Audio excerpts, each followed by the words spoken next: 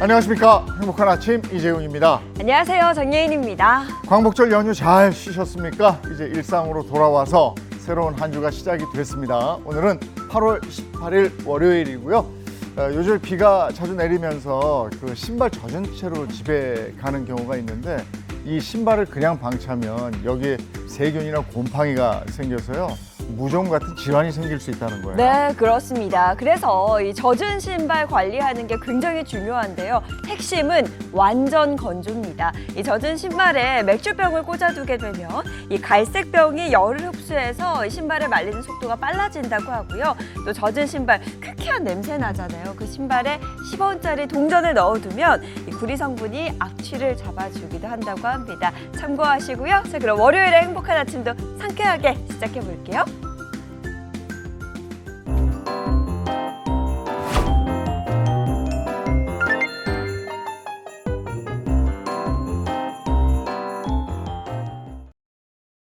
새로운 한 주가 시작된 월요일에는 어떤 소식이 들어와 있을까요? 모닝픽부터 시작하겠습니다. 손석구 평론가와 함께하죠. 어서 오세요. 안녕하세요. 네, 첫 번째 모닝픽 어떤 겁니까? 네, 첫 번째 모닝픽은 박스권에 갇힌 코스피입니다. 네, 국내 증시가 이달 들어 박스권에 갇혀 있는 양상이죠. 네, 그렇습니다. 지난주 국내 증시는 소폭 오르는 데 그쳤습니다. 미국 금리 인하 기대감이 반영됐지만 또 정책 불확실성 등이 이를 상쇄해 버리는 양상이었습니다. 미국과 일본 증시가 연달아 사상 최고가를 경신하는 모습과는 대조적이었습니다. 올 상반기까지만 해도 코스피는 주요국 가운데 상승률 1위를 달렸는데 8월 들어서 힘을 잃어버리면서 주요 30개국 중 22위까지 처지게 됐습니다. 상법 개정안 통과를 시작으로 정부 정책이 코리아 디스카운트를 해소할 것이란 기대감에 증시를 달궜는데 분위기가 반전된 것은 지난달 말 발표된 세제 개편안이었습니다. 이 개편안에 배당소득 분리과세 방안, 또 주식 양도세, 대주주 기준 강화 등이 투자자 기대에 미치지 못했다는 평가가 나오면서 상승 동력이 꺼져버린 모습입니다. 그렇다면 이번 주에 주식 시장을 움직일 가장 큰 변수는 뭡니까? 네, 현재 시장이 가장 민감하게 바라보고 있는 것은 미국의 금리 방향입니다. 지난주에도 미국 물가 지표에 따라서 금리 인하 기대가 커졌다, 줄었다를 반복하는 모습이었고 여기에 또 투심이 반응을 했는데요. 이번 주에는 제롬 파월 연준 의장이 연설을 하는 잭슨홀 미팅이 증시의 가장 큰 변수가 될 전망입니다.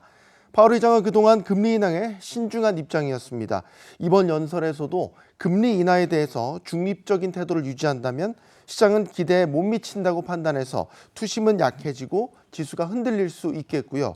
반대로 금리 인하에 긍정적인 언급을 한다면 지수는 강한 상승세를 나타낼 가능성이 높습니다. 여기에 더해서 트럼프 대통령이 이번 주 발표하겠다고 예고한 반도체 관세도 예측이 어려운 변수고요. 여기에다가 러시아 우크라이나 휴전 협상과 관련한 동향 역시 투자 심리에 영향을 줄 수 있겠습니다. 네, 참 변수가 많은 한 주가 될 것 같은데요. 그런가 하면 국내 증시의 불안 요인도 아직 해소되지 않았다고요? 네, 그렇습니다. 역시 가장 큰 이유는 세제 개편안과 관련된 불확실성이 되겠습니다. 특히 이 주식 대주주 양도세 기준과 관련해서 논란이 명확하게 정리되지 않고 있는데요. 여당인 더불어민주당은 고위 당정 협의를 통해서 대주주 기준을 현재 기준인 50억 원으로 유지하자는 의견을 냈지만 정부와 대통령실에서는 신중하게 검토하겠다는 입장이어서 주식시장에서는 이에 대한 실망감과 불확실성이 투심을 누르는 요인으로 작용하고 있습니다. 이르면 이번 주 초에 최종 입장을 확정해서 전하는 것으로 알려져 있습니다. 투자자들의 이목이 집중되고 있습니다. 근데 증시와는 달리 또 가상 자산 시장은 굉장히 뜨겁게 달궈지던데요. 네, 지난주 아주 랠리를 보였죠. 네. 지난주 국내에서 비트코인 개당 가격은 한화로 1억 6,700만 원을 돌파하면서 신고가를 기록했고요. 글로벌 시장에서도 12만 4천 달러 선을 넘어섰습니다. 이 가상자산의 강세는 미국 금리 인하 기대가 커지면서 투자 심리가 살아났기 때문인데요.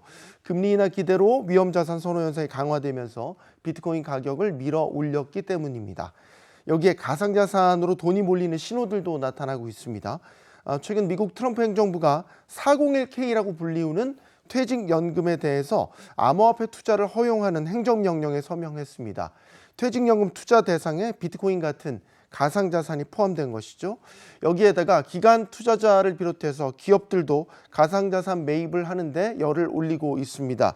일각에서는 비트코인이 이번 랠리에서 최대 30% 추가 상승해서 14만 달러까지 상승할 수 있다는 전망도 내놓고 있습니다. 투자에서는 쉬는 것도 전략이다 이런 말이 있습니다. 뭔가 불확실성이 커지고 내가 좀 잘 모르겠다 싶을 때는 쉬어가는 것도 한 방법이 아닐까 싶습니다.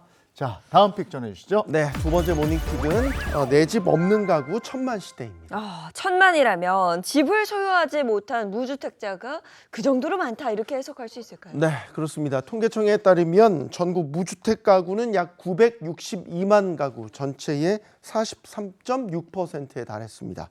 특히 서울은 절반 이상이 내 집 없이 전세나 월세에서 살고 있었는데요. 17개 시도 가운데 무주택 가구가 절반을 넘는 곳은 서울이 유일했습니다. 집값은 계속 오르고 자가 마련은 더 멀어지면서 서울은 2년 연속 무주택 가구 비율이 상승하는 모습을 나타냈습니다. 서울만 이렇게 높은 이유는 역시 서울 집값이 높기 때문이겠죠? 네, 맞습니다. 지난해부터 올해까지 서울 집값은 16%나 상승했습니다. 같은 기간 비수도권은 오히려 1% 떨어진 것과는 대조적인 흐름이었죠. 또 청년이나 고령층의 1인 가구가 늘어난 건 역시 무주택 가구 확대를 부추기는 원인으로 지목됐는데요. 높은 집값에 자가 마련은 점점 멀어지면서 세입자들이 전 월세로 밀려나는 사이에 임대업자의 수익은 오히려 크게 늘었습니다. 2023년 기준 서울에서 임대소득을 신고한 사람은 36만 명이었는데요. 1인당 평균 임대소득은 2,456만 원으로 전국 평균을 크게 웃돌았습니다. 특히 상위 임대업자들의 소득 차이가 상당하던데요. 네, 그렇습니다. 서울 상위 0.1% 임대업자는 지난해 평균 12억 9천만 원을 임대소득으로 신고했습니다. 전국 평균이 7억 원 정도니까 6억 원 이상 격차가 나는 셈이고요. 경북이나 경남 같은 일부 지역과 비교하면 4배 이상 차이가 나기도 했습니다. 지역별 집값의 양극화가 얼마나 깊어졌는지 보여주는 대목으로 풀이됩니다. 결국 서울 강남권을 중심으로 집값이 오르면서 극소수 임대업자의 수익이 이렇게 크게 늘어나게 된 겁니다. 근데 지금 전세 시장 상황도 좀 안 좋다면서요? 네, 정부가 지난 6월 말이었죠. 수도권 주택담보대출을 6억 원으로 제한하는 이 고강도 규제를 내놓으면서 전세 매물은 줄고 월세 전환이 빨라지고 있습니다. 결국 전세값은 오르고 세입자들의 주거비 부담이 더 커지고 있는 건데요. 전문가들은 부동산 시장 양극화가 단순한 경제 문제가 아니라 사회적 균열로 이어질 수 있다고 경고하면서 정부의 주택 공급 확대나 또 월세 세액 공제 강화 같은 제도적 보완책이 시급하다고 지적했습니다. 아이고, 부동산 시장은 늘 뿌옇군요. 네. 다음 픽은요? 네, 세 번째 모닝픽 재확산 조짐입니다. 재확산이라고 하니까 저는 무슨 이야기인지 알 것 같아요. 지금 제 주변에도 환자가 좀 늘고 있는데 코로나19 관련된 소식이죠. 네, 그렇습니다. 질병관리청에 따르면요, 코로나19 입원 환자 6주 연속 증가세를 보이고 있습니다. 8월 3일부터 9일까지 집계된 코로나19 입원 환자만 272명, 일주일 전보다 23%나 넘게 늘어났습니다. 26주차 63명에서 꾸준히 증가하면서 6주 연속 상승세를 보이고 있는 겁니다. 특히 더 걱정스러운 것이 고령층의 환자가 늘고 있다면서요? 네, 실제로 이 환자 10명 가운데 6명이 65세 이상 고령층이었습니다. 31주차까지 누적 3,500여 명 중에서 60%가 65세 이상, 50대에서 60대가 약 18%를 차지했는데요. 고위험군이 많다 보니까 중증으로 진행될 가능성이 크다는 게 심각한 문제가 되겠습니다. 여름철 환기 부족과 에어컨 사용으로 계절과 상관없이 유행이 반복되고 있고요. 변이 바이러스율도 빠르게 늘어나고 있어서 고령층들의 철저한 대비가 필요해 보입니다. 네, 그렇다면 가장 중요한 치료나 방역 체계 어떻게 운영되고 있을까요? 네, 현재 코로나19는 4급 법정 감염병으로 격리 의무는 없는 상태입니다. 다만 60세 이상 고령층이나 기저질환자 같은 고위험군은 팍스로비드 같은 치료제를 처방받을 수 있고요. 그 외 환자들은 일반 감기약처럼 대증 치료를 받게 됩니다. 현재 정부는 32만 명분 치료제를 확보했다고 밝혔는데요. 새 변이에 대응할 수 있는 백신은 10월 중순부터 접종이 시작될 예정입니다. 방역당국은 앞으로 2주간이 이번 유행의 고비가 될 것이라며 손 씻기나 기침 예절, 마스크 착용 같은 기본 수칙 준수를 당부했습니다. 네, 나는 괜찮겠지 생각하지 마시고 조금이라도 위험성이 있다 싶으시면 지금 말씀해 주신 네. 그 마스크 착용하고 개인 위생 철저히 하고 좀 더 신경을 써주시기 바랍니다. 다음 픽은요? 네, 네 번째 모닝픽 복구 비만 2조입니다. 복구기만 2조. 어떤 복구에 이렇게 큰 금액이 들어갈까요? 네, 지난 7월이었죠. 단 5일간 쏟아진 극한 집중호우 기억하실 겁니다. 중앙안전대책본부에 따르면요. 피해액만 1조 848억 원으로 최근 10년간 자연재난 가운데 가장 큰 규모의 피해가 발생했습니다.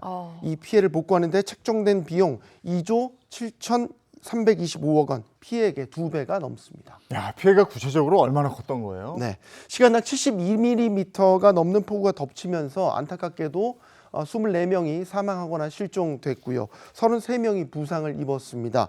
또 주택이 무너지거나 침수되면서 주거지를 잃은 주민들도 상당수인데요. 5,480곳의 소상공인도 침수 피해를 겪으면서 생계에 지장을 입었습니다. 피해는 여기서 그치지 않았는데요. 농림, 상림, 작물지와 또 농경지가 침수되면서 186만 마리의 가축이 죽거나 떠내려갔고요. 654건의 산사태가 일어났고 도로도 806곳이나 파손됐습니다. 네, 그렇다면 복구는 어떤 방식으로 이루어지나요? 네, 집이 완전히 무너진 경우에는 기존 지원금에 6천만 원을 추가로 지원하고요. 도배와 또 장판, 또 가전제품 구매 등의 비용도 기존 지원금 350만 원에서 700만 원으로 2배 늘어난 금액이 지원될 예정입니다. 소상공인은 1,000만 원까지 지원을 확대했고요. 농어민의 경우에는 피해가 극심한 농작물이나 산림작물을 실제 시장 가격에 맞춰서 보상하고요. 죽은 가축 대신 어린 가축을 새로 들이는 입식비 지원율도 100%로 상향했습니다. 안타깝게도 대규모 땅 밀림 현상으로 마을 복구가 아예 불가능한 곳도 있었죠. 바로 경남 산청군 상등마을이었습니다. 이곳은 대신 주민들을 위한 이주단지가 만들어질 계획이라고 합니다. 피해 복구만큼 중요한 건 또 같은 일이 발생하지 않도록 대비하는 것인데요. 중앙재난안전대책본부는 1조 1,018억 원을 투자해서 하천폭을 넓히고 제방을 보강하는 등 재발 위험이 큰 시설의 방제 성능을 개선하는 공사를 진행할 계획이라고 밝혔습니다. 네, 모든 피해 주민들이 하루빨리 일상을 회복할 수 있기를 바랍니다. 손석구 평론가와 함께했습니다. 고맙습니다. 고맙습니다. 자, 이어서 오늘 날씨 알아보도록 하겠습니다. 문단영 기상캐스터, 날씨 전해주세요. 네, 한 주의 시작부터 무덥습니다. 지난 주말 동안 서울은 열대야가 다시 나타났는데요. 늦가기 폭염과 함께하며 다시금 열대야와 무더위에 대비해 주셔야겠습니다. 무더위 속에 수도권과 강원에는 비가 내립니다. 경기 북부와 강원 북부에 많게는 80mm 이상의 비가 쏟아지겠고요. 그 밖에 수도권은 최대 40mm 정도가 내리겠는데요. 특히 오늘 오후부터 밤 사이에 경기 북부와 강원 북부는 시간당 30mm의 강한 비가 쏟아질 수 있겠습니다. 비가 내리지만 무더위가 해소되긴 어렵겠는데요. 현재 전국 대부분 지역에 폭염특보가 발효 중이고 특히 남부지방을 중심으로는 폭염경보 수준입니다.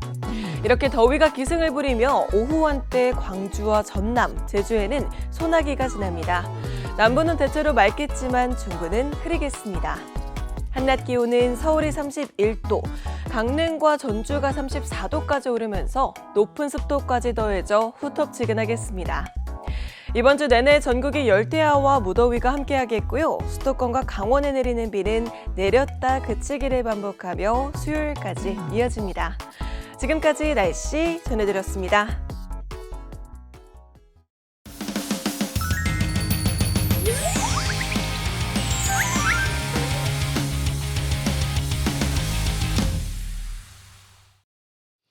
네, 월요일 아침입니다. 오늘 복면 상담소 함께 할 텐데요. 세 분 함께 합니다. 인사 먼저 부탁드립니다. 네, 반갑습니다. 반갑습니다. 반갑습니다.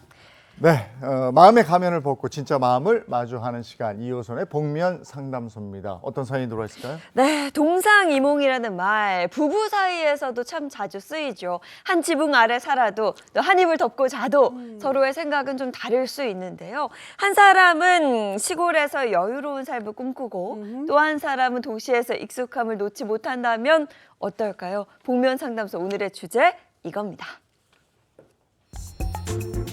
이혼 말고 조론? 어떤 사연인지 인터뷰로 먼저 만나보시죠. 예, 저는 귀여운 손자를 키우고 있는 66세 할머니 태어 할머니입니다. 저희 남편이 사실 군인이었어요. 그래갖고 이사를 정말 초본 때 보면 57번, 57번 이사를 했을 정도로 많이 전국을 돌아다니고 그랬지만 아이들이 잘 자라줘서 문제도 없고, 그런데 이제 남편하고 둘이 남았으니까 저는 초록 있는 시골로 편안하게 가서 살고 싶은데 남편이 원하질 않아요. 남편도 20여 년 전엔 그래 우리 퇴직하면 시골에 같이 가자 그랬어요. 그래서 땅을 사놨고 시골에 같이 가자 그러면 알았어. 그래 그러긴 했어요. 풍경 기가 막히죠. 이 거울 안에 든 내가 20여 년 전 2004년 정확하게 사는 땅입니다. 앞에 물도 있고. 사랑한다 아이들아. 나는 너희들을 사랑해. 너도 나를 사랑해 줄 수 있겠니? 어떡해. 둘이 너무 잘했다. 제가 계속 맨날 관리해야 못할 되는 거라고 그래요. 할 수 없을 거라고. 그럼 내가 경험을 해보자. 그동안 계속 교육을 다닌 거예요. 짧게는 뭐 1박 2일도 있고 길게는 뭐 9박 10일. 근데 그때마다 저는 막 밤에 잠은 못 잘 정도로 가슴이 설레고 너무 행복한 거야. 더 이상 근데 제가 이 나이가 66세인데 언제 시골에 가겠어요.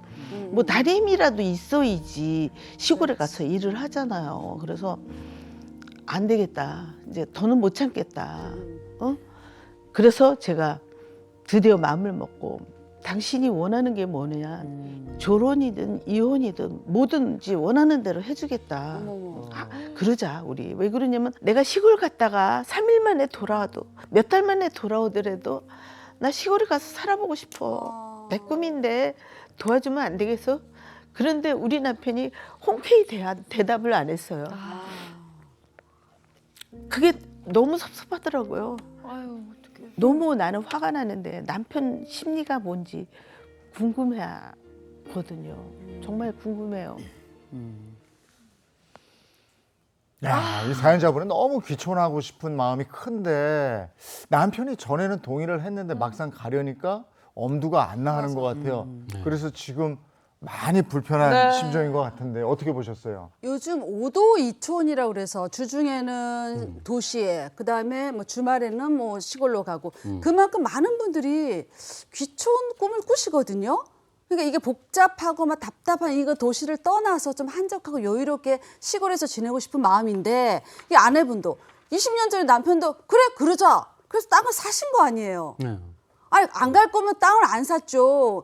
승낙해서 좋다고 했으니까 당연히 땅을 사고 거기 갈 생각에 막 가슴 부풀어 있고 막 설레고 계획도 세우고 있는데 갑자기 나는 안 가겠다. 그래 버리니까 아내분은 너무 봉지잖아 지금. 너무 답답한 거예요. 남편의 그런 행동이 서운하기도 하고 이해가 되는데. 네, 제가 이 남편분 입장이 조금 이제 이해가 되는데 제 남편분 입장을 조금 좀 말씀드리면은 남편분의 마음이 이해가 된다고요? 네, 이거 위험한데 이게 이제 발언이. 그 군인이셨고 네. 또 57번이나 또 이사를 하면서 또 군인으로서 아주 열심히 이 근무를 하셨던 분인 것 같은데 네. 이게 이제 뭐 좀 지치신 것 같아요, 그냥 한마디로. 그러니까 군인으로 근무하면서 열심히 뭐 일하고 뭐 이럴 때는 그냥 젊고 뭐 이러니까 그 남편이 다 가정을 이끌면서 갈 수 있었는데 이제 은퇴하시고 나서는 이제 많이 지쳐가지고 그러는데 또 농촌 가가지고 하는 게 좀 엄두가 안 나는 상태가 아닐까라는 생각이 듭니다. 이게 뭐 양쪽 다 이해가 가요. 남편분 마음도 아내분의 마음도 이해는 가는데 이게 사실 20년 전만 해도 가겠다고 하셨단 말이에요. 그렇죠. 근데 왜 이렇게 마음이 또 달라졌을까요? 20년 전 얘기예요. 너무 다르다. 젊었을 때. 근데 보통은 우리가 귀촌, 귀농 서로 다르죠. 농사지러 가는 거하고 내가 이주해서 사는 건 다른 문제인데 이게 보통은 은퇴 또 혹은 퇴직하고 나시면 남편이 오히려 지방으로 가겠다. 맞아요. 혹은 농촌으로 보통 그러죠. 어촌 이렇게 가겠다. 아내는 난 도심이다. 이렇게 이야기해서 남자분들 중에 그렇게 자연인이 많아지는 거잖아요. 네, 네. 근데 막상 이 집 같은 경우에는 남편이 안 가시겠다. 아내는 내려가겠다. 지금 이렇게 분쟁이 있는 상황인데 생각해 보면 이 집에 57번의 이사가 여기에 원인을 잘 보여주는 게 아닌가. 우리가 보통 57번 이사를 많이 한다고만 생각하지 보통 이사를 했을 때 군인들이 2년 정도씩 이렇게 최소한 2년 정도 이렇게 머물더라고요. 근데 2년 정도 살아보면 내가 도시에도 머물러 보고 내가 지방에도 머물러 보고 산속에도 머물러 봤을 겁니다. 그러면서 남편을 알게 된 거죠. 나는 이렇게 귀촌을 했을 때 힘들어하는 사람이구나라는 걸 57번의 이사 여정 중에 아마 알게 됐을 가능성이 굉장히 높고요. 상대적으로 아내 같은 경우는 다녀볼수록 나는 컨출이야. 다녀볼수록 나는 귀촌이 정말 잘 맞겠어. 이렇게 생각을 나름 한계에 된 것 같아요. 거기다 우리 잠깐 뭐 두 분 말씀하셨지만 우리의 경험 말고도 체력도 달라졌습니다. 그럼요. 그래서 우리가 과거에 다 땅 파고 또 이고지고 다닐 수 있던 이 시절은 지나가고 지금은 움직이는 것도 귀찮고 때로는 힘들고 무엇보다 병원 멀고 이런 여러 편의시설이나 인프라가 나이 들면서 더 중요하다는 생각을 하게 되면 이런 귀촌을 조금씩 망설이는 분들이 계시거든요. 이건 두 분이 사이가 좋다 나쁘다는 아닌 문제지만 결국 우리가 노년이 들어서 이렇게 큰 주제에 있어서 차이가 나게 되면 지금 결정하시는 것처럼 결혼을 하든지 아니면 이혼을 하든지 굉장히 심각한 갈등까지 가기도 합니다. 왜 저 TV 프로그램 같은 데 보면 그 귀농 귀촌해서 아주 행복하게 아주 멋진 농촌 생활을 즐기면서 사는 모습이 보이거든요. 나오죠. 네. 그래서 저렇게 살면 좋겠다 하는 분들도 계시고 한데 그런 생각 해본 적 있습니까? 농사 아무나 지어.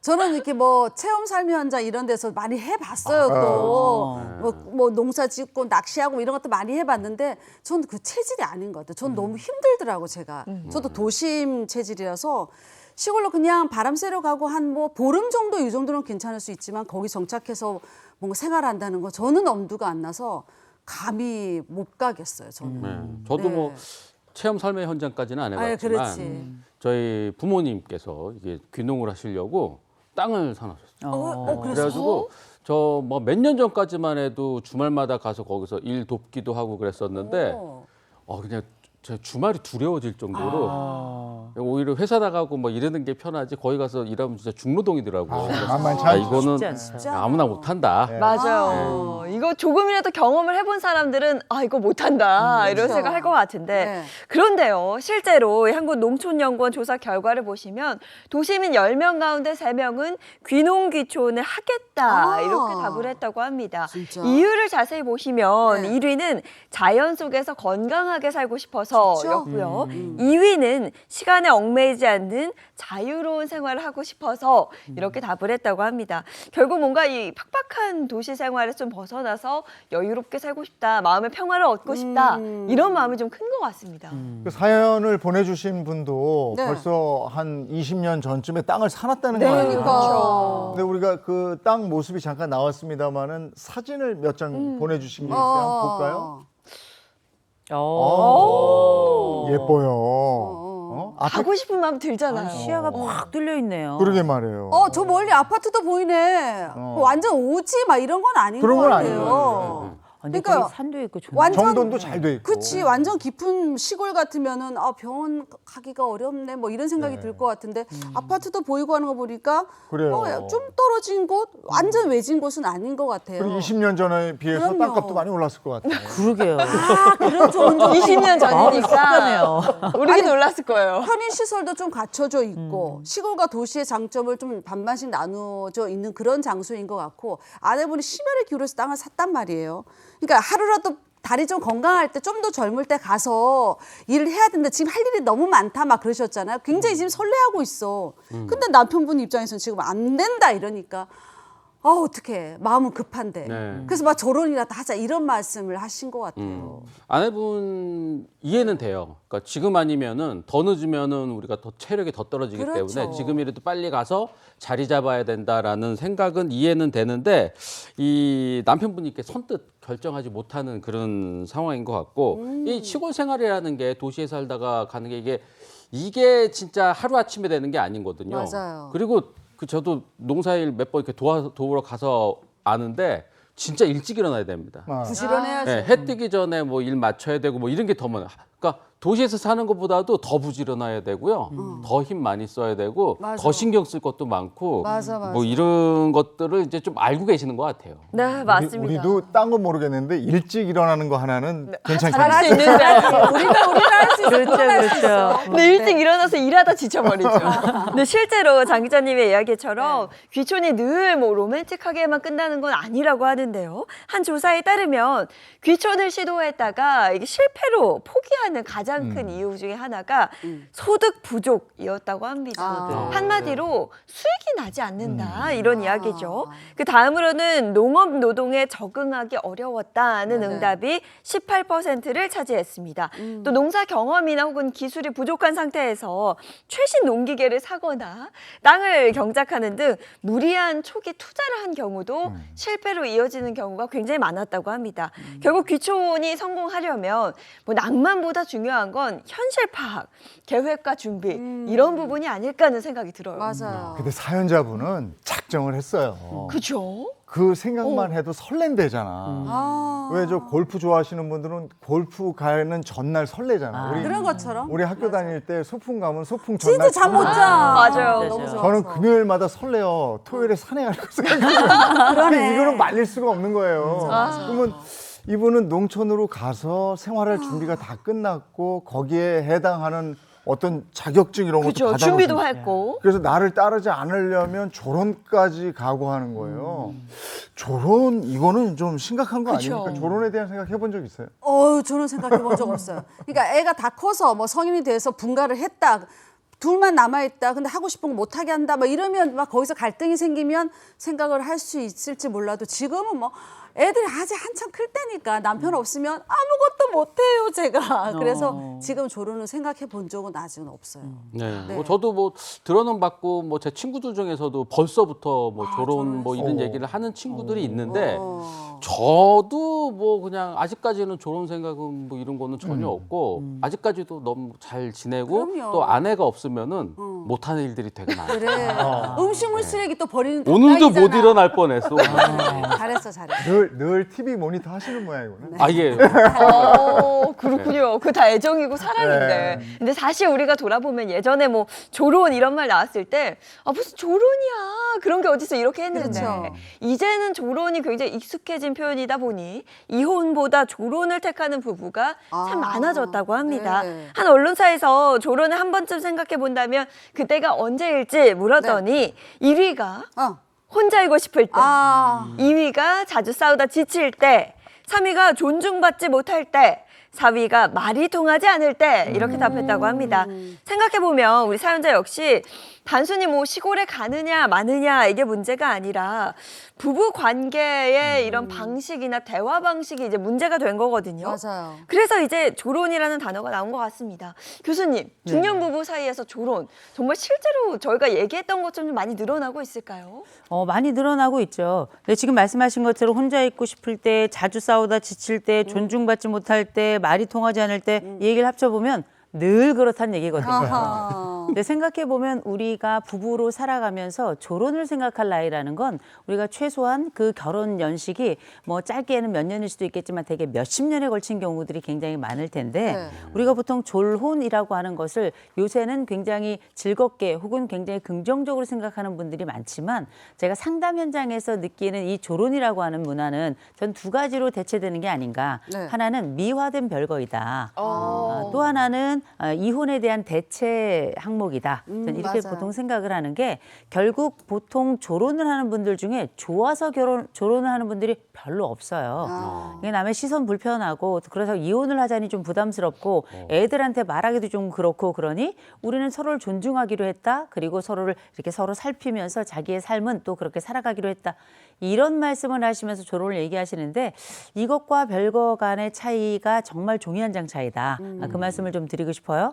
그럼에도 불구하고 지금의 조론이 많이 증가하는 가장 결정적인 이유 중에 하나는 남은 삶을 자기의 기쁨을 찾는데 조금 더 집중해보자 하는 거거든요. 근데 이건 이기주의하고는 다른 거예요. 이기주의하고 이기성이 다르죠. 맞아요. 이기주의라는 건 다른 것들 다 없어져도 되고 그렇지. 나만 살면 돼.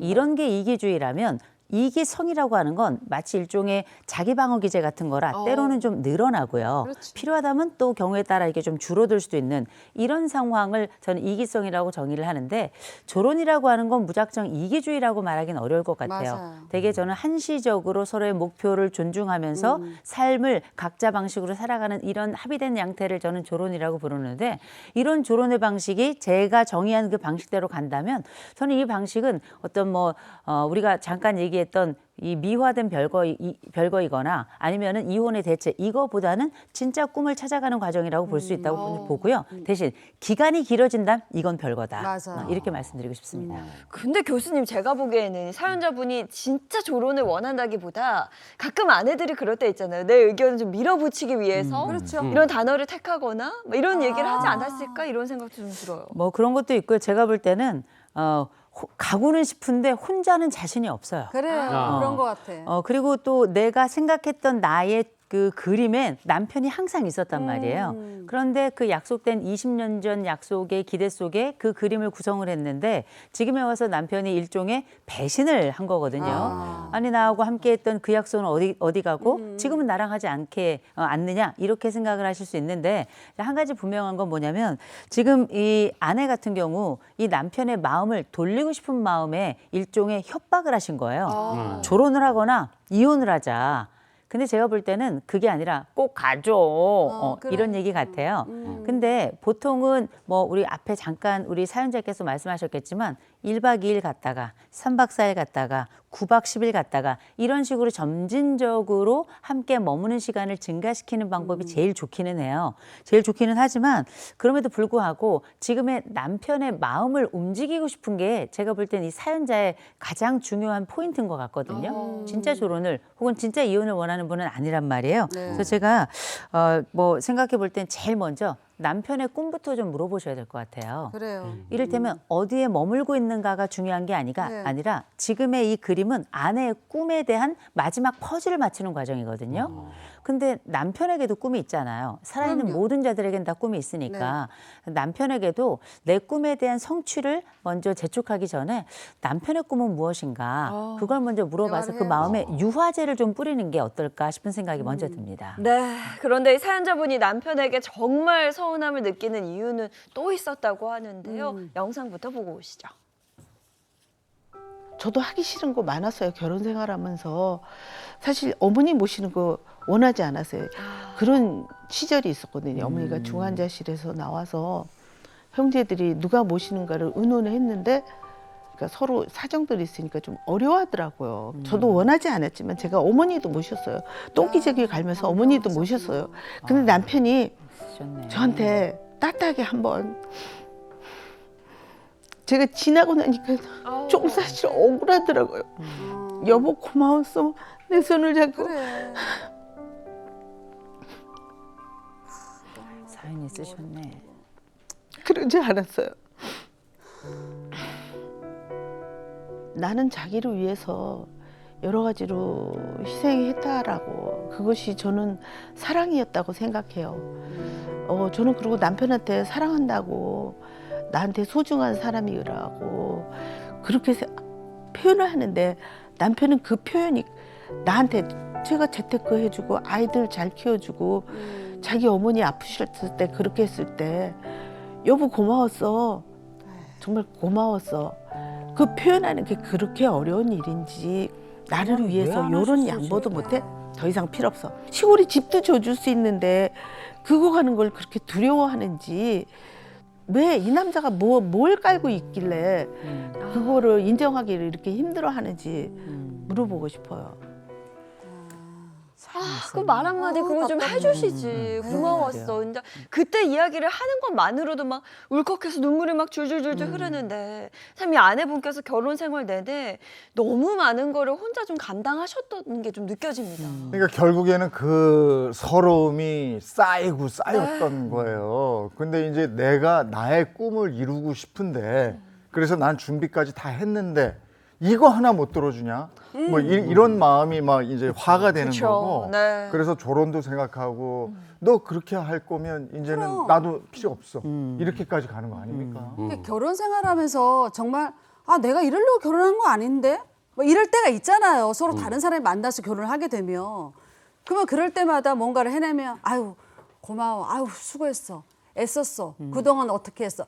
말 한마디 이거 진짜 어려운 거 아니거든요. 여자들은 되게 귀가 얇단 말이에요. 그냥 고마워. 속삭이라는 것도 아니야. 그냥 뭐 문자라도 그냥 그동안 애썼어 한마디. 아니 편지 손편지. 그게 뭐 그게 대수라고. 그거 해주면 그게 뭐 어려워요. 돈 드는 것도 아닌데 그 한마디를 원했던 건데 그거 없으니까 사연자 입장에서는 너무 서운한 거예요. 충분히 네. 그 마음 이해할 것 같아요.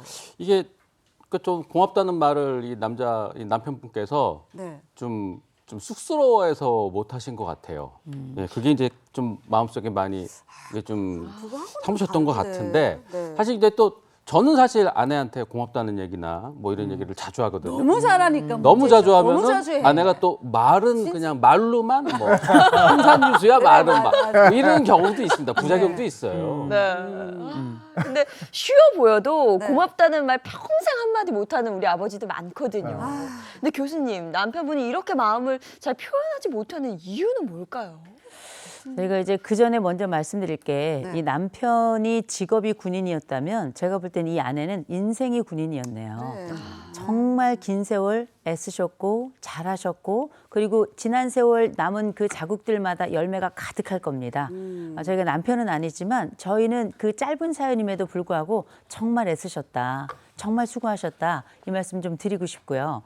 남편이 도대체 왜 이렇게 무뚝뚝하고 왜 그 어려운 상황을 극복하고 전적으로 희생하며 사랑의 또 다른 이름이라고 이야기하는 이 여인에게 고맙다는 말 한 번 안 했을까? 제일 먼저 이런저런 사정 다 치우고요. 남편 잘못한 겁니다. 네. 왜 그 말을 안 해요? 그 지나가는 상사나 지나가는 친구들이 아마 이 정도 친절을 했다고 생각해 보세요. 맞아, 하루에 맞아. 3번씩 절했을 겁니다. 맞아. 그러니 아내가 이 서러움에 눈물을 뚝뚝 흘리는 거거든요. 이렇게 무심했던 이 남자의 이 입 다문 입은 정말 잘못한 입이다. 저는 이렇게 말씀드리고 싶고요. 네. 다만 굳이 한번 생각해 본다면 이 남자가 왜 그랬을까? 모든 군인이 다 무뚝뚝한 거 아니에요. 굉장히 소프트 아이스크림 같은 사람들도 많이 있습니다. 다만 이분이 가지고 있는 여러 특성들 중에 어쩌면 감정을 너무 남발하는 것은 군인답지 않을 뿐만 아니라 남자에게 적절하지 않다라고 하는 사고방식. 어쩌면 직업의 일부에서 묻어나온 하나의 습성이 자리를 잡았던 건 아닌가. 이런 별로 생각하고 싶지 않은 그런 과정을 한번 생각해 보고요. 네. 다만 이제 분명한 건 이것에 관련해서 요청을 좀 하셨는지도 좀 여쭤보고 싶어요. 여보, 내가 이렇게 했는데 고맙지? 나한테 고맙다고 얘기해주고 나한테 괜찮냐고 물어봐주고 나한테 힘들었지 않았냐고 물어봐줬으면 좋겠어라는 이런 요청은 좀 요청? 있었는지. 왜냐하면 이게 가만히 있는다고 상대가 알아주는 건 아니거든요. 근데 좀 알아주긴 했어야 했네요. 지금 보니까 시어머니까지 모시고 그렇죠. 그렇게 숱한 세월을 지내셨는데 남편 어디 계세요? 그러니까. 제가 좀 가가지고 좀 얘기하고 싶네요. 아내에게 고맙다. 그 세월이 감사했다. 당신이 아니었으면 지금까지 올 수 없었다. 이런 얘기를 좀 하시도록 좀 제가 좀 말씀이라도 좀 전하고 싶습니다. 그리고 사연자분이 지금 뭐 졸혼, 이혼을 내가 감수하면서도 나는 가겠다 이렇게 말씀을 하셔도 지금 사연에 절절히 남편에 대한 애정이 많이 남아 있는 거거든요. 맞아요. 네. 그래서 이 부분에서 좀 어떻게 하면은 부드럽게 좀 설득을 할 수 있을까? 어떻게 할 수 있을까요? 이거요. 제가 볼 때는 이 남자가 씩씩하게 난 혼자 살 거야 하겠지만 이 여인의 엄청난 뒷배경이 있었기 때문에 이 남자의 퇴직이 있을 수 있었다고 저는 생각을 하거든요. 네. 그런 면에 생각해 본다면 어쩌면 이 아내가 남편에게 길들여졌다기보다 이 남편이 아내에게 훨씬 더 길들여졌다라고 저는 말씀드립니다. 사랑은 원래 서로를 길들이는 거니까요. 그런데 분명한 건 아내께서 남편이 내려오지 않는 것에 섭섭하시죠? 전 이렇게 하면 어떨까 싶습니다. 그 거리가 좀 있잖아요. 네. 그러면 도시에서 그 자리까지 늘 데려다 달라고 하세요. 일주일에 늘 데려다 달라 하시고 대신에 토요일이나 금요일쯤 돼가지고는 데리러 오라고 말씀하셨으면 좋겠어요. 그래서 데려오고 데려가는 과정에 그 지역에서 어떤 변화가 있는지를 계속 보게 하는 게 하나 있으면 좋겠고요. 두 번째로는 일주일 동안 나 혼자 지내세요. 지내는 동안에 너무나 즐거움을 만끽하시고요. 대신 너무 많은 일을 하지 마시되 주말에 올라가는 길, 또 내려오는 길에 그 기대와 설렘, 또 내게 일주일 있었던 일 동안에 어떤 일이 기쁘고 좋았는지에 대해서 수시로 얘기를 해주셨으면 좋겠어요. 왜냐하면 남편 약 올리게, 남편이 부럽게, 네. 그래서 그 마음이 자연스럽게 동할 수 있도록 괜찮네. 또 아내와 함께 내려오고 또 내려왔다 다시 아내와 올라가는 그 과정에 이 변화 속에 나도 여기 하루쯤 있을까 이틀쯤 있을까 이러다 보면 그 한쪽 부분에 또 묻어나고 자리를 또 뿌리를 내리게 되는 거거든요. 그래서 일단은 남편 때문에 그 꿈을 포기하지 마시고요. 먼저 내려가셔서 그 삶 속에 먼저 내가 할 수 있는 것부터 느끼시고 대신 내려가는 길 올라가는 길은 나는 운전을 할 수 없다라고 강력하게 외치면서 그 남편이 운전을 담당할 수 있도록 이렇게 해보신다면 조금씩 스미지 않을까 싶습니다. 조론 이런 것보다는 조건, 계약 이거 조금씩 설득해 나가는 그래야겠네. 예, 이런 방법이 좋겠다 싶군요. 복면 상담소 여기까지입니다. 고맙습니다. 고맙습니다.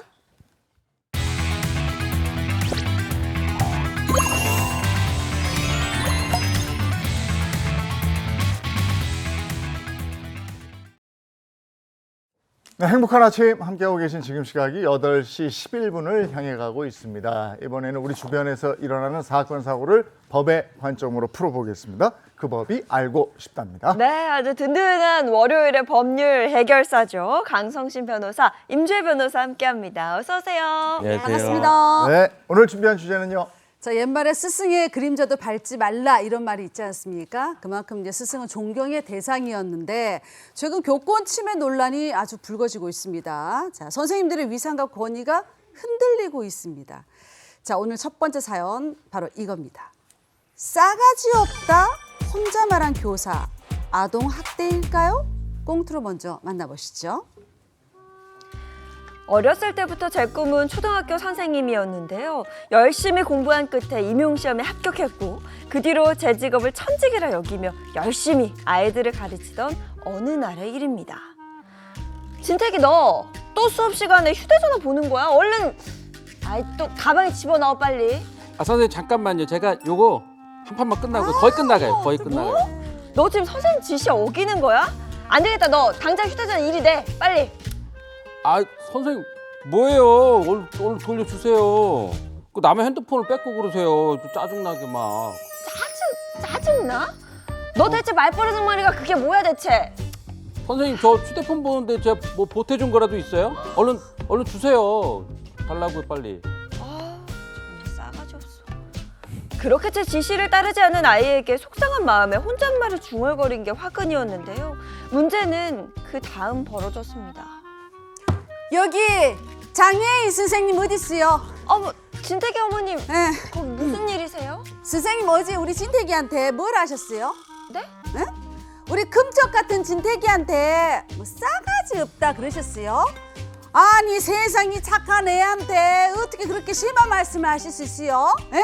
교육자로서 그렇게 함부로 말씀하셔도 되는 거예요? 아니요, 어머니 그 뭔가 오해가 있으신 것 같은데 제가 진택이한테 직접적으로 그렇게 어머. 얘기한 게 아니라 저 그냥 혼잣말로 아니요, 속상해서. 아니요, 다 필요 없고 저 선생님 아동학대로 신고할 텐께 그렇게 하셔. 아니 어머니 그렇게 학생의 부모님은 제가 아이에게 정서적 학대를 가했다며 아동학대로 고소하기에 이르렀는데요.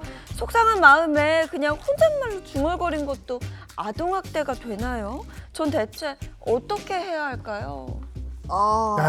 요즘 교육 현장에서 이런 일이 심심치 않게 벌어진다는데 참 속상한 부분일 텐데 자세히 좀 얘기 좀 해주세요. 어떤 일이에요? 자, 이 사연은 광주의 한 초등학교 교사 A 씨가요. 지난해 5월 초등학교 4학년이던 B 군에게 휴대전화를 가방에 넣으라고 지시를 했습니다. 근데 이를 따르지 않아서 휴대전화를 압수했습니다. 이에 반항한 B군이 책상을 치면서 짜증을 내자 다른 학생들이 있는 가운데 싸가지 없는 땡땡 이렇게 혼잣말을 했습니다. 그 뒤에 정서적 학대를 했다는 혐의로 재판에 넘겨지게 됐다는 그런 사연입니다. 네. 먼저 그렇다면 혼잣말로 이렇게 얘기를 했는데 네. 그게 정서적 아동 학대에 해당이 되는지 이게 해당이 된다면 O 이게 무슨 정서적 아동 학대냐 그거 아니다 하면 X. 네, 하나 둘 셋 들어주세요. 아주 애매하긴 한데 어렵죠. 맞아요. 아동학대에 해당할 것 같아요. 일단 애가 잘못한 건 있어도 선생님이 막 이렇게 회초리 들고 옛날에 그러긴 했지만 아이들 다 있는 데서 혼잣말을 너무 크게 하셨네. 뭐 싸가지 없는 땡땡. 그럼 다 애들 다 들리잖아요. 애들 앞에서 나를 구박했다 막 이렇게 들릴 거 아니에요.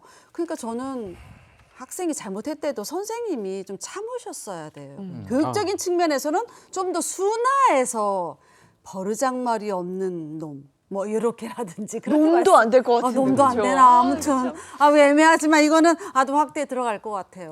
저는 네. 반대인데 4학년이나 됐잖아요. 네. 또 선생님이 게임하지 말라고도 얘기도 하고 경고도 하고 뭐 이랬단 말이에요. 그런 상황에서 또 혼잣말로 이게 목소리가 어느 정도 컸는지는 잘 모르겠지만 들었다잖아. 혼잣말이잖아요. 아. 혼잣말. 요 정도를 가지고 무슨 뭐 아동학대라 그러면은 이 혼잣말도 이게 제대로 못하고 막 이럴 텐데 너무 과한 처사가 아닐까. 네. 일단 두 분의 의견이 팽팽히 맞서는데 이게 혼잣말이어도 혼잣말을 지칭하는 대상은 있었단 말이죠. 그렇지. 이거는 해당하지 않을까 싶기도 한데 두 분의 생각이 궁금합니다. 한번 들어주시죠. 하나, 둘, 셋. 아니다. 맞다. 아니라. 하네요. 아니에요. 강 변호사님 얘기부터 들어요. 일단 뭐 혼잣말이라고 해도 네. 뭐 예를 들어서 아동이 이를 듣고 정말 큰 수치심이나 막 모욕감을 느꼈다면 정서적 학대로 볼 수도 있겠죠. 네네. 그리고 법적으로 이제 어떻게 규정하는 거 아니 제가 그대로 읽어드릴게요. 성인이 18세 미만의 아동의 건강이나 복지를 해치거나 그리고 정상적인 발달을 저해할 수 있는 신체적, 정신적, 성적 폭력이나 가혹행위라 하는 것을 의미한다. 이렇게 네. 법에 이제 정의가 되어 있거든요. 근데 뭐 여기서 직접적인 폭행뿐만 아니라 당연히 정서적인 어떤 그런 가해 행위도 가학적이면 그게 당연히 가해 행위가 되겠죠. 그리고 처벌도 하고 있어요. 네네. 만약에 정서적 학대가 인정이 되면은 5년 이하의 징역이나 5천만 원 이하의 벌금형에 처해질 수가 있어 굉장히 높은데 그러네요.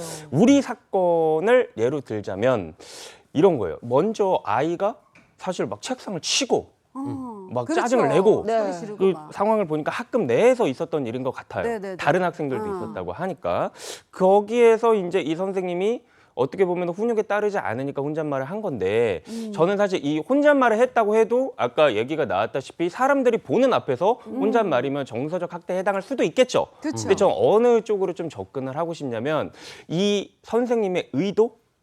네, 의도에 조금 측면에서 접근을 해보고 싶은데 과연 이게 이 학생의 인격을 비하하기 위한 의도에서 혹은 정서적 학대를 위한 의도에서 이 혼잣말이 나왔느냐 이 측면에서 본다면 사실 그러지는 않았을 것 같거든요. 선생님도 사람이잖아요. 그렇죠. 네, 어떤 이런 감정이 있고. 그렇죠. 그러니까 이러한 상황에서 이제 혼잣말을 했을 경우에 이게 과연 이 학생의 어떤 괴롭힘과 가해적인 어떤 의도를 가지고 한 행동은 아닐 수도 있을 것 같다라는 생각에 네. 제가 봤을 때 아동학대는 조금 가지 않았나, 너무 가지 않았나 이런 생각이 듭니다. 네.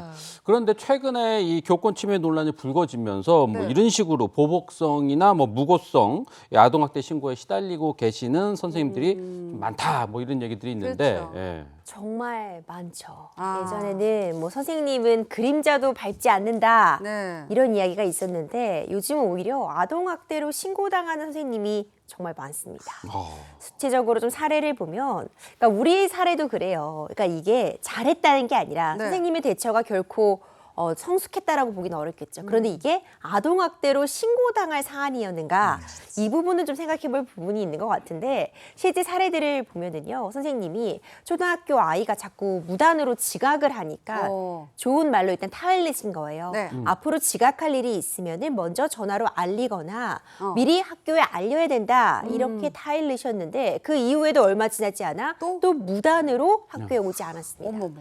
선생님은 당연히 학부모에게도 알리고 아니고 그렇죠. 당장 아이가 사라진 거니까 어떤 일이 벌어진 건지 모르니까 경찰에 신고도 들어갔습니다. 네. 다행스럽게도 별일 없이 집 근처에서 발견이 됐는데 학부모가 이 상황을 두고 이 무단 지각에 대해서 선생님의 지도 방식이 잘못됐었다라고 하면서 이것을 아동학대로 신고했던 사례가 뭘 잘못했어요 지금? 또 있어요. 이번엔 네. 중학교 사례인데 학생이 친구들이 이제 빌린 물건을 받으러 가려고 하는데 네. 여러 명이 함께 우르르 가서 그거 내놔 이렇게 어. 친구랑 좀 이야기를 한 거예요. 선생님이 좀 개입을 해서 이게 자칫 잘못하다가는 학교 폭력처럼 보일 수 있다. 여러 명이 한 명에게 가는 것은 그렇지, 그렇지. 문제가 있을 수도 있다라는 식으로 타일렀는데 학교 폭력이 될 수도 있다라고 지도를 한 것 부분에 대해서 학부모가 이거 아동 학대다. 아유. 이렇게 또 신고가 들어갔던 사례도 있거든요. 힘들다, 그러니까 이제 사실 감정적인 부분도 작용을 하는데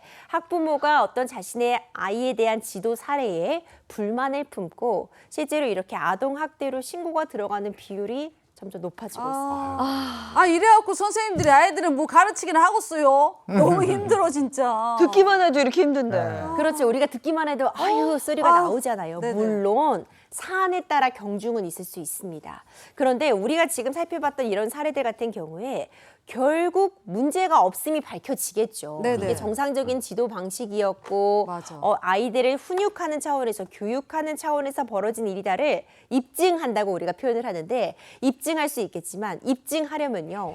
또 다른 아이들에게 상황을 또 진술을 구한다거나 맞아. 선생님이 이 상황을 설명하기 위해 또 경찰서에 가셔야 되고요. 교육자 입장에서 정신적으로 너무나도 큰 스트레스를 받을 수밖에 없습니다. 그러니까 일단 내가 범죄자가 아니다라는 부분은 확인을 받을 수 있지만 그 과정이 너무 험난하다는 거죠. 네. 실제로 통계적으로 보더라도요. 아동학대 신고 건수는 계속해서 증가하고 있는데 신고 건수 대비 이제 아동학대로 판단받는 건수는 또 줄어들고 있는 그 비율은 줄어드는 것이 확인이 되는데 이것만 보더라도 실제로 아동학대가 아님에도 불구하고 신고가 들어가는 비율이 높아지고 있다라는 것도 유추해 볼 수 있는 상황입니다. 네. 요즘 제가 봤을 때 가장 큰 문제는 그거 같아요. 아이 지도하고 교육하는 게 사실 학교에서만 이루어지는 문제는 아니거든요. 그렇죠. 집에서 출발해야 되는 거예요. 부모님으로부터 혹은 할머니, 할아버지로부터. 집에서의 교육은 전혀 이루어지지 않고 학교에서. 그러니까. 그리고 이건 아동학대다. 이건 정말 아닌 것 같습니다. 근데 변호사님, 이게 어디까지가 아동학대고 어디까지가 교육인지 그 경계도 좀 모호한 것 같긴 해요. 굉장히 모호합니다. 일단은 실제 이제 현행 법에서는 어떤 기준을 두고 있냐면 이런 거예요.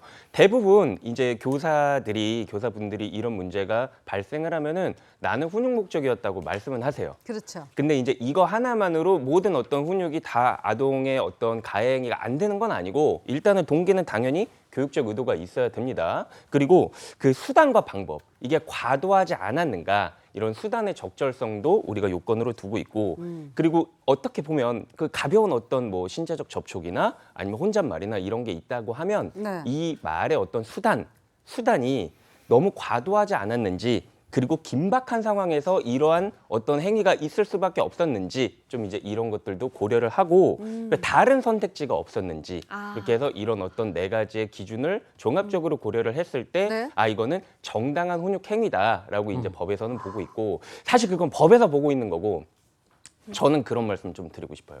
제 학창 시절이 좀 떠올랐거든요. 이제 우리 사연을 보면서 어땠어요? 그러니까 제가 무슨 잘못을 했습니다. 네. 무슨 잘못을 해서 이제 저희 담임 선생님께서 저에게 이렇게 가벼운 체벌을 하셨어요. 가벼운 체벌을 하셨는데 아직도 생생히 기억나는 게 제가 반성을 하지 않고 오히려 대들었어요. 네. 그래서 그 가벼운 체벌이 점점 무거워졌습니다. 근데 제가 왜 이 말씀 드리냐면은 이 초등학교 4학년이거든요. 네. 이 사연에서. 그러면 본인이 알아요. 이게 정당한 훈육행위인지 아닌지. 그 제가 느꼈을 때 아닌 것 선생님이 같아요. 점점 정당성을 벗어나고 계시더라고요. 그러니까 이제 선생님도 선생님의 분에 못 이기셔가지고 이제 저를 이제 자꾸 이게 체벌의 강도가 너무 갔었는데 이제 그런 경우에는 사실 수단의 적절성이 있다고 보기 어렵겠죠. 근데 실제 판례가 그런 게 있어요. 그러니까 손바닥을 이렇게 가볍게 쳤어요. 네. 이제 이런 거는 아까 말씀드렸던 여러 가지 상황을 고려했을 때 이건 가해 행위에 해당하지 않는다. 네. 상황상 이거는 그렇죠. 훈육 행위다, 정당한 훈육 행위다. 근데 이게 반복돼요. 계속.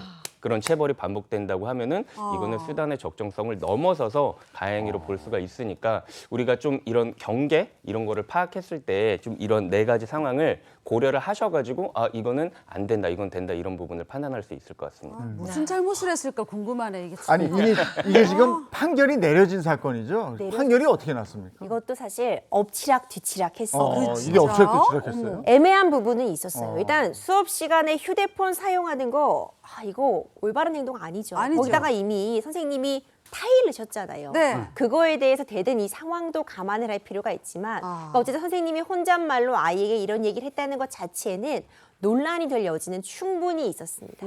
참 어려운 부분인데 1심과 2심에서는 아동학대로 일부 인정이 되어서요. 벌금 50만 원에 선고유예가 내렸습니다. 진짜. 그러니까 선고유예라는 건 사실 당장 어떤 처벌이 이루어지는 것은 아니고 비교적 경미한 사안에 대해서 일단 선고를 유예해 두는 겁니다. 그 기간이 지나고 나면 사실상 어떤 처벌이 내려지지 않은 것과 동일한 거긴 하지만 중요한 부분은 유죄가 인정이 됐다는 점입니다. 그러니까 이게 아동학대라고 인정이 된 것 자체가 또 굉장히 논란이 되기도 했었죠. 그러니까 대법원에 가서는 뒤집혔습니다. 그러니까 최종적으로 이게 뭐 인격 비하를 했다거나 정서적으로 학대를 하려는 그런 의도를 담고 있다고는 보기 어렵다. 훈육성 발언이었거나 내지는 교육 현장의 이 어려움 속에서 혼잣말을 이렇게 나지막히 한 것이다라고 보아서 아동학대로 단정되기 어렵다고 최종적인 판단을 받았습니다. 하지만 이것이 엎치락뒤치락 했다는 것만 보더라도 얼마나 이 판단이 어려운지가 느껴지는 사례인 것 같아요. 왜 우리가 흔히 뭐 남매한테 뭐 비교하는 말하기 하면 안 된다 이런 얘기를 하잖아요. 그러니까 저도 남매를 키우지만 이런 얘기 할 때가 있어요. 경우에 따라서 둘째가 아직 준비 안 하면 누나는 벌써 준비 다 했잖아. 이렇게 얘기할 때가 있는데 사실 엄밀히 보자면 이것도 누나와 경쟁을 부추기는 비교하는 말하기겠죠. 그런데 이게 꼭 그렇게 제가 많이 잘못한 건가요? 아니죠. 할 수 있지. 중요한 거 충분히. 아닌가요? 팩트잖아, 그러니까 팩트. 이렇게 경우에 따라서는 이 아동학대라는 것이 정서적인 부분이 가미가 됐을 때 직관적으로 판단 내리기 어려운 부분이 있어요. 그런데 지금의 어려운 이런 교육 현장, 특히 교권이 무너진 사람과 맞물려서 아동학대가 너무 남발되고 있는 건 아닌가, 이 부분을 우리가 짚고 넘어갈 필요가 있는 것 같아요. 근데 매사 이렇게 되면 이제 신경 안 써버린다고. 자꾸 이렇게 문제가 되면. 제가 뭘 하든 네, 뭘 맞아. 하든 그냥 쟤하고 아예 대꾸를 안 하고 이렇게 되면 어떡할 거냐고요. 학교 교육 현장에서. 다 무너지는 거지. 아유. 자, 그러면 학교 현장에서 이런 분쟁이 일어났다. 그러면 어떻게 해야 됩니까? 일단은 그 법적 다툼으로 가기 이전에 네. 제가 실제로 그 교권보호위원회에 이제 출석도 하고 하거든요. 그러면 사실 그 교권이 침해당한 그런 그 되게 억울한 교사분들의 사연이 많이 있어요. 그래서 일단 교권보호위원회 같은 어떤 절차 그리고 중재를 할 수가 있거든요. 중재나 조정을 통해서 일단 막 법적인 어떤 그런 다툼으로 가기 이전에 우리가 해결을 해볼 수가 있고, 그리고 만약에 이 선생님께서 어떤 징계라든지 이런 걸 받았을 경우에는 이게 어쩔 수 없이 자기 권리의 구제를 위해서, 보호를 위해서 행정소송이나 이제 소청 심사를 통해서 권리 구제를 다툴 수 있는 방법도 있습니다. 아유, 정말 이런 문제가 나올 때마다 이게 이것까지? 이런 생각이 들고요. 답답하죠. 이제는 제가 만약에 선생님이라면 이렇게 시콜콜하게 다 이거 어디 가서 내가 소명해야 되고 변호사 구해야 될 거 아니에요. 그럼. 그래서 이게 대법심까지 가면 몇 년 걸릴 텐데 이거 어떻게 생활을 합니까? 맞습니다. 그리고 돈도 또 한두 푼 드는 일이 아니에요. 신경 안 쓸 것 같아, 아예. 그리고 난 가서 그냥 기계적으로 교육만 딱 그냥 공부만 딱 시키고 가. 하고 힘들어. 그리고 내가 그냥 가 이랬다고 이게 또 아동학대일까? 이래가지고 머리 아파. 어떻게 선생님. 그거 아니에요, 정말. 다음 주제는요? 자, 우리가 살면서 큰 도움이 필요할 때 늘 쓰는 게 있잖아요. 부모님 찬스. 자, 이 부모님 찬스를 남용한 한 여성에 대한 그런 이야기입니다. 자, 이번 주제는 아빠 찬스로 470회 무임승차 여성의 최후입니다. 자세한 사연 만나보시죠. 사람들의 일상을 실현하려는 저는 지하철 영무원입니다. 시민들이 안전하고 편안하게 목적지까지 갈 수 있게 늘 곁에서 지켜보고 도움을 주는 존재죠. 그런데 이따금 그런 제 일을 방해하는 불청객들이 있습니다. 잠깐만요. 그냥 그렇게 막무가내로 들어가시면 안 돼요. 아, 요금 계산하시고 들어오셔야 돼요. 아. 무임승차시에 원래 요금보다 30배 부과되는 거 모르세요? 아유, 보셨군요. 아유, 죄송합니다. 이거. 예, 급하게 서두르다 보니까. 아니 앞으로 조심하셔야죠. 네, 네. 죄송합니다. 한 번만 봐드리는 거예요. 대한민국처럼 선진국에서까지 무임승차를 하는 사람들이 많다면 믿으시겠어요? 그러다가 어쩌다가 실수로 그러는 것까지는 이해합니다. 하지만 진짜 문제는 따로 있는데요. 이거 잠깐만요. 짧은 단발머리 아가씨, 그 스탑. 저요? 아, 네 아가씨, 방금 저 찍힌 카드 그거 뭐예요, 그거? 그냥 교통카드인데. 아하, 그냥 교통카드 아닌 것 같은데. 그 잠깐만 줘보시겠어요? 왜 이러세요? 아니 이거 봐요, 이거 경로우대 교통카드 맞잖아요. 딱 보기에도 젊은 사람 같은데 이렇게 불법을 저질러서 되겠습니까? 죄송해요. 저희 아버지 교통카드 진짜 딱 한 번 썼어요. 진짜요. 한 번 무슨 받으세요. 소리예요? 지금 제가 본 것만 해도 몇 번째인데 부정수차는 운임료 30배 내셔야 되는 거 아시죠? 부가 운임료 부과하겠습니다. 30배요? 아니 무슨 지하철 몇 번 그냥 싸게 탔다고 그 돈을 내라고 그래요. 저 절대 못해요. 못 내요. 알고 보니 그 여자분은 자신의 아버지 경로 우대 교통카드로 무려 450차례 넘게 무임승차를 했고 결국 저희는 부당 운임료를 반환하라는 소송을 진행할 수밖에 없었는데요. 공공질서를 어지럽히는 이 행위 마땅히 처벌받아야 하지 않을까요? 이러신 거예요. 의외로 많아요 이런 분들. 네. 많아요. 이거 어떻게 된 사연일까요? 네. 30대 여성 A씨가 노부모 명의의 우대용 교통카드로 2018년부터 신도림역과 합정역을 오가면서 무려 470번이나 지하철을 무임 이용했습니다.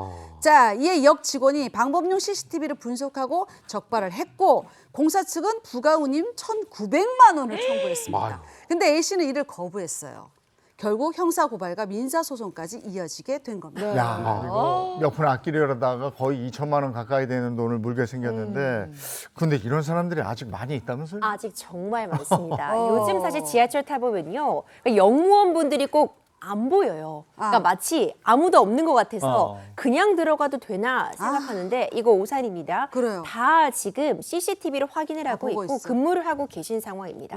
특히 좀 할인된 요금을 적용받으려고 노인 우대 카드 몰래 찍고 많이 들어가거나 많이 써. 청소년은 요금이 더 저렴하기 때문에 청소년권을 구입해서 들어가는 분들 심지어 그냥 달려서 몰래 들어가 버리시는 분들도 계세요. 달렸어요? 달려서. 날라서 막 실제로 그냥 뛰어넘기 하고 이러는 분들 그렇죠. 계세요. 적발 건수를 보더라도요. 3년간 적발 건수가 연평균 56,000건. 거기다가 엄청나네요. 징수액이 26억 원에 달하고 우와. 올해 기준으로 해도 7월 말에 이미 32,000건이 적발돼서 15억 넘게 부당 요금을 걷어들인 바가 있습니다. 엄청나네요. 그럼 실제로 부정승차를 하다가 걸렸어요. 그럼 어떤 처벌을 받게 되는 거예요? 일단은 처벌도 처벌인데 네. 이게 부과금이 엄청나요. 저 사실 진짜 양심 고백 하나 하자면 제가 이제 지방에 재판을 갈 일이 있었거든요. 네. 근데 정말 그 재판 시간이 촉박한 거예요. 그래서 제가 어디서 듣기로는 커뮤니티 같은 데서 만약에 그 입석표를 미리 끊을 시간이 없으면 요즘에 앱으로도 다 끊을 수 있잖아요. 네네. 끊을 시간이 없으면 일단 타라. 맞아요. 하고 나서. 일단 타고 맞아. 그 안에 이제 영문분이 맞아, 그렇게 계시니까 해요. 이렇게 기기 들고 다니시거든요. 예. 그래서 이제 저거 여기 탔으니까 입석으로 끊어주세요라고 하면은 된다. 근데- 이제 라고 알고 탔어요. 네. 근데 제가 원래 내야 됐었다고 생각했었던 그 요금이 아닌 거예요. 예, 부과금이 있었거든요. 그러니까 여러분들도 그 생각하실 때 이거 부과금 받을 수 있습니다. 미리 끊으셔야 돼요. 그 철도사업법에 따르면은 정당한 운임을 미지불 시에는 최대 30배 부과금이 이제 부과가 될 수가 있거든요. 네. 그래서 서울 지하철에서도 우리가 운임한 거 플러스 운임 금액의 30배 그리고 KTX에서도 제가 아까 냈었던 그 0.5배에서 최대 30배 와, 이렇게 할 수가 있고 어디서 탔는지 만약에 모르겠다. 막 난 몰라 어디서 탔 그러면은 처음부터 서울역 시작부터 머리 쓰면 안 되겠네. 네, 처음부터 다 부과되고 그래. 플러스 30배가 부과될 수가 있으니까 이 진짜 부분은 꼭 염두에 두셔야 됩니다. 네. 참교육이네, 미리 참교육. 끊으셔야 돼요. 그럼요. 근데 지금 우리 사연 보면요, 이 부과금을 안 내겠다고 지금 버티고 있잖아요. 이럴 경우 끝까지 안 내고 버티면은 요거 어떻게 되는 거예요? 60배 되는 거 아니야? 버티면 안 됩니다. 그래. 근데 또 이런 분들도 꽤 있어요. 그러니까 끝까지 버텨보겠다. 나는 안 내고 뭐 어떻게 되는지 난 모르겠다. 버텨보겠다 하는데 원칙적으로 이렇게 무단 승차하면은 그러니까 경범죄 처벌법으로 처벌이 있는 부분은 있고 네. 그건 사실 좀 처벌 수위가 약하다고 볼 수 있겠지만 계속해서 안 내고 버티고 하면은요 이게 결국 내가 어떤 방식으로 부정하게 승차했는지에 따라서 컴퓨터 등 사용 사기죄나 편의시설 부정 이용죄로 고발돼서 형사처벌됩니다. 그러니까 말 그대로 우리가 흔히 얘기하는 형사처벌. 전과가 남을 수 있다는 거예요. 물론 처벌 수위가 벌금형에 그치는 경우가 많다고는 해도 실제로 전과가 남을 수 있다는 점 꼭 유념해 두셔야 되고요. 한 가지 더 팁을 드리자면 네.